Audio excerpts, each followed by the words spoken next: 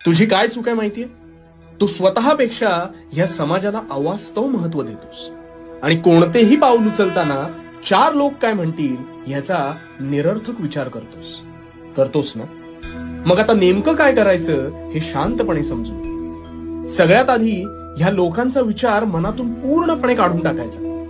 कारण ही लोक, हा समाज हे तुझ्या ताटात भाकरी वाढायला येत नाहीत, ती तुलाच कमवावी लागते. म्हणून कोणतेही काम करताना ते जर तुला पटत असेल, त्यातून जर तुला निरंतर आनंद मिळणार असेल, तर खुशाल ते स्वीकार. ते काम करून त्यातून तुला किती धनप्राप्ती होणार आहे हा विचार करत बसू नकोस. जर तुझं मन त्या कामात रमेल तर लक्ष्मी आपोआपच तुझ्या पदरात पडेल. पण काम करताना ते मात्र प्रामाणिकपणे कर.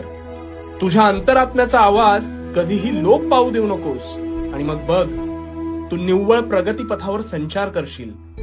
आणि भीती वाटली तर भिवू नकोस, कारण मी तुझ्या पाठीशी आहे.